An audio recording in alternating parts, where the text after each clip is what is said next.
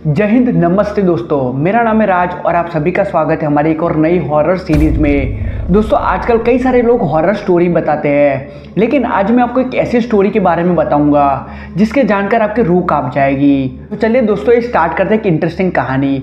दोस्तों, हम सभी को पता है कि कोलकाता एक ब्लैक मैजिक का सबसे बड़ा हब माना जाता है भारत देश में। लेकिन आज मैं आपको ब्लैक मैजिक के बारे में नहीं, बल्कि कोलकाता के एक ऐसे गांव के बारे में बताऊंगा जिसके बारे में आपने आज तक कभी भी नहीं सुना होगा। और उस गांव की रोड इतनी भयानक है तो जहां पर रात को जाने से भी लोग डरते हैं। कि कोलकाता से 25 से 26 किलोमीटर की दूरी पर स्थित इस निमरू गांव के बारे में बताने जा रहा हूँ। उस गांव में एक फैमिली रहा करती थी जहां पर 2 लड़के और उसके माता पिता रहते थे। बड़े बेटे का नाम सागर था और दूसरे छोटे बेटे का नाम समीर था। और उसके पापा बैंक में जॉब किया करते थे, लेकिन उसके पापा हर दिन उनको डांटा करते थे क्योंकि वो लोग बहुत ही बदमाशी किया करते थे। तो कई बार ऐसी भी चीज़ होती थी कि स्कूल में कई सारे मार्कशीट में कम मार्क आते थे, जिसकी वजह से उसके बाप ने कई सारी बार उनको पीटा भी था। तो उन लोगों को लगा कि यहाँ पर रह के उनकी ज़िंदगी नहीं बन पाएगी। तो तब उनके कई सारे दोस्त मुंबई जाया करते थे। और मुंबई सबको भी पता है कि उस टाइम पे बहुत ज़्यादा रईस माना जाता था। तो उन लोगों ने भी ऐसा ही सोचा कि हम भी मुंबई जाएंगे और करोड़पति बन जाएंगे और अपने सारे सपने पूरे कर देंगे। तो एक दिन इन दोनों भाइयों ने सोचा कि हम यहाँ से भाग जाएंगे और मुंबई चले जाएंगे और वहाँ पे अपनी एक नई जिंदगी शुरू करेंगे।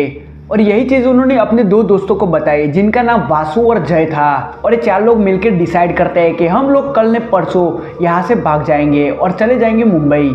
और तीसरे दिन वो अपने टाइम के हिसाब से वो घर से निकल जाते हैं और घर पे बताते हैं कि हम अपने दोस्त के घर पढ़ाई करने के लिए जाते हैं। और वो समीर और सागर अपने घर से निकल जाते हैं और चले जाते हैं रेलवे स्टेशन पे, जहाँ पर उनके 2 दोस्त ऑलरेडी वेट कर रहे थे।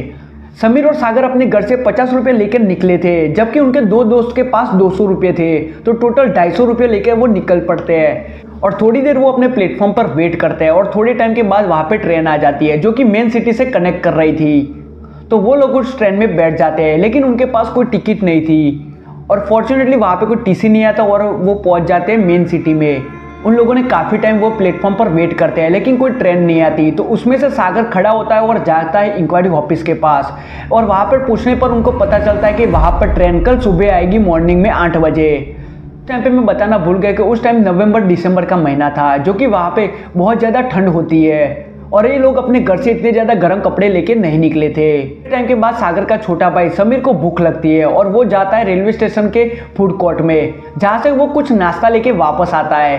तो वो सारे मिलकर थोड़ा नाश्ता कर लेते हैं और जहाँ पे उनके 50 रुपये खत्म हो जाते हैं। तो अभी बचे 200 रुपये।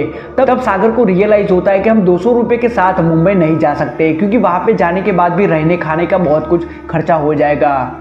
और तब वो काफ़ी टाइम सोचते हैं और फिर वो डिसाइड करते हैं कि हम एक काम करते हैं, वापस जाते हैं और थोड़े टाइम के बाद प्लानिंग के साथ वापस से मुंबई के लिए निकलेंगे।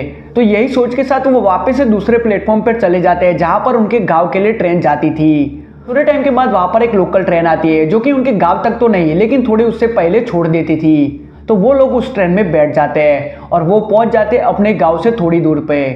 और सागर समीर एक ही गांव में रहते थे, जबकि वासु और जय वो दूसरे गांव में रहते थे। तो वो लोग वहाँ से ऑटो पकड़ के अपने गाँव के लिए निकल जाते हैं। तो वहाँ पर सागर और समीर को ऑटो नहीं मिलती, तो वो सोचते कि हम पैदल ही यहाँ से निकल जाते हैं। उस टाइम पे करीबन 2 या 2:30 बजे होंगे और ठंडी भी बहुत ज़्यादा बढ़ चुकी थी। तो समीर और सागर एक साथ अपने बैग के साथ अपने गांव की ओर निकल पड़ते हैं। इस निमरू गांव में जाने के मेनली 2 रास्ते थे, एक लॉन्ग कट था और एक शॉर्टकट था। मेनली गाँव वाले लॉन्ग कट ही यूज़ किया करते थे और उन लोगों को पता था कि उस शॉर्टकट पे भयानक आत्मा रहती है। और सागर को डर था कि यहाँ पे 2-2:30 बज चुके थे और यहाँ पे लूटपाट का भी बहुत ज़्यादा खतरा था। तो वो लॉन्ग कट से ना जाते हुए शॉर्टकट अपनाता है, जो कि उसका भाई समीर वहाँ पे मना कर रहा था कि वहाँ पे नहीं जाना चाहिए, क्योंकि उसके पिताजी ने मना किया था।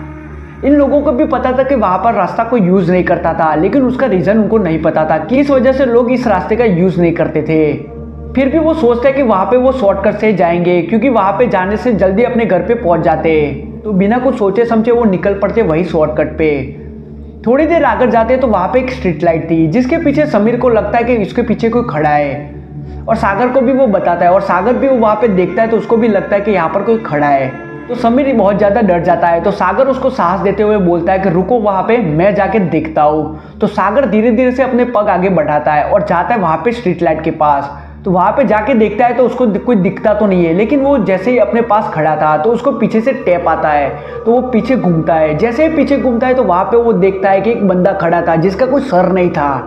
वहाँ पे वो चीज़ देखकर सागर इतना ज़्यादा डर जाता है कि वो थर थर कांपने लगता है। लेकिन सागर का छोटा भाई समीर जो कि इतना ज़्यादा नहीं डर जाता और वो आंखें बंद करके जोर जोर से हनुमान जी का नाम लेता है। तभी सागर को भी रियलाइज होता है, तो वो भी आंखें बंद करके हनुमान जी का नाम लेने लगता है। वो थोड़ी देर हनुमान जी का नाम लेते हैं और अपनी आंखें थोड़ी देर के बाद खोलते हैं तो देखते कि आसपास कुछ नहीं था। तो तुरंत ही समीर भाग के सागर के पास आता है और दोनों मिलकर यहाँ से भाग जाते हैं और वो भागते रहते हैं और घर पे जाके खटखटाते हैं। और उस टाइम तक लगभग 2:30 बज चुके थे और उसके पापा भी वहाँ पे वेट कर रहे थे। तो उन्होंने दरवाज़ा खोला। जैसे ही दरवाज़ा खोला तो ये दोनों इतने ज़्यादा डर चुके थे कि वहाँ पे वो जाके मंदिर के पास बैठ जाते हैं। इस चीज़ को देख के उसके मम्मी पापा हैरान हो जाते हैं। वहाँ पे उसकी मम्मी जाते हैं किचन में और वहाँ से पानी का ग्लास लेके उन दोनों को पानी पिलाती है। थोड़े टाइम के बाद वो दोनों शांत होते हैं। थोड़े टाइम के बाद उन दोनों के पास उसके पापा बैठते हैं और पूछते हैं कि इतना क्या डर गए, क्या हुआ था। तब समीर और सागर एक साथ ही ये सारी चीज अपने पापा को बताते हैं। तो ये सारी चीज सुनने के बाद उसके पापा खड़े होते हैं और दोनों को दो दो थप्पड़ लगाते हैं और बोलते कि हमने मना किया था वहां पे जाने का, तो फिर क्यों गए तुम लोग। थोड़े टाइम के बाद उनके पापा भी समझ जाते हैं कि बाय मिस्टेक गलती हो चुकी थी इन लोगों से। इस घटना के कई दिन बाद भी ये समीर और सागर अपने घर से नहीं निकला करते थे और ऐसा भी माना जाता है कि आज भी वो रोड इतनी ज्यादा खतरनाक है। उसके बाद उसके पापा ने कई सारे पंडित और अघोरी को बुलाया और उनके बाद उनके हवन करने के बाद आज भी वो लोग उस रास्ते से जाने से डरते हैं। तो ये कहानी थी एक हॉन्टेड रोड की। कि आपके पास भी ऐसी कोई कहानी हो जो अपने दोस्त और अपनी फैमिली के साथ घटी हो तो हमको कमेंट के द्वारा जरूर से बताइएगा। तो आपके नेक्स्ट एपिसोड में आपकी भी कहानी बताई जाएगी। और आपको ये वीडियो कैसी लगी हमको कमेंट के द्वारा जरूर से बताइएगा। चलिए धन्यवाद, जय हिंद।